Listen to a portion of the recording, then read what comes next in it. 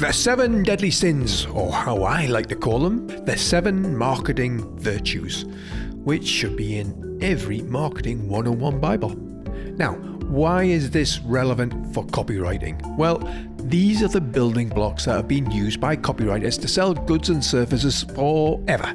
The cardinal rules for a copywriter. So, if you're looking to influence the mind of your consumer, you could do worse than to start with these.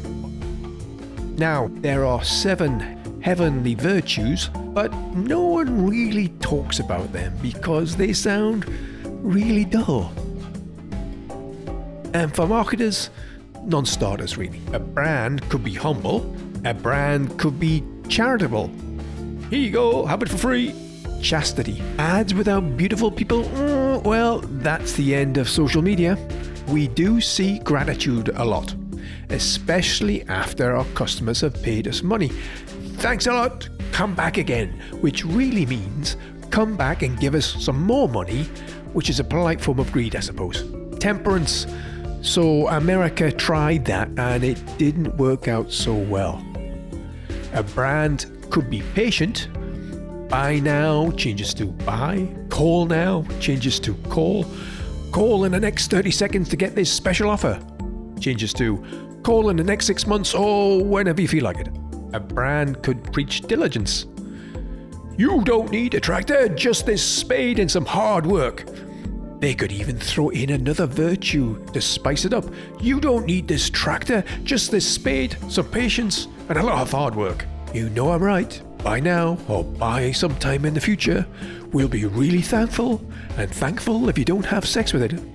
No, virtues are not a lot of use for marketing. Sins, on the other hand, well, they've worked their socks off for hundreds of years. Okay, so let's look at the 7 deadly sins. Greed, and the first of those is greed.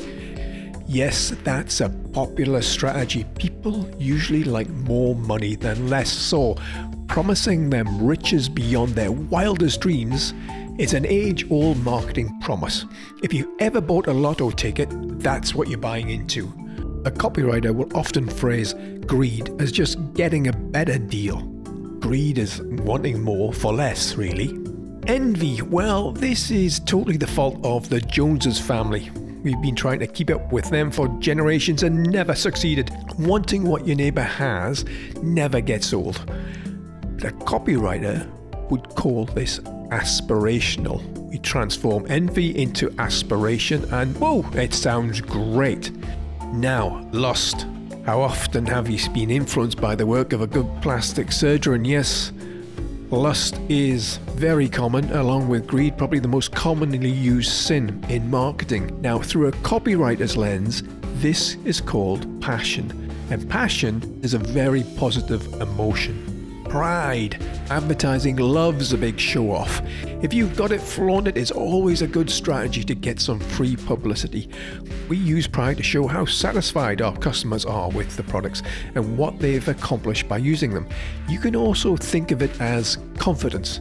Someone who is happy with what they've accomplished, and confidence is a very desirable state of mind to be in. Gluttony.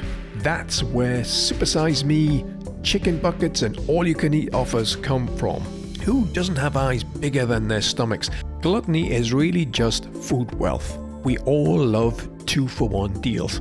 As a copywriter, we can often position gluttony as value, getting a great deal. Sloth. This is the go-to sin for cleaning products.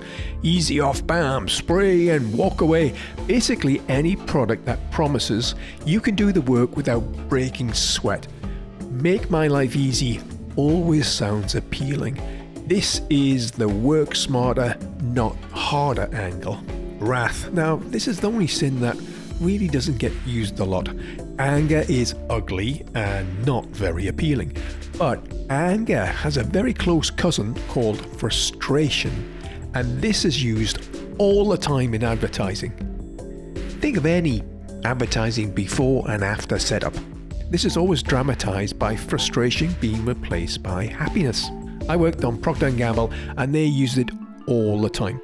angry that stains did not come out on newly washed shirts, frustration that plates weren't washed properly by the dishwasher. It's a simple, tried and tested formula. Frowns before, smiles after.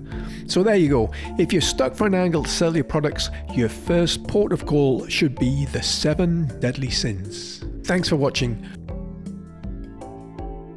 I just want to say thanks for watching. If you'd like to see more content like this, then please subscribe and tick that little bell button in the top corner. Thanks a lot.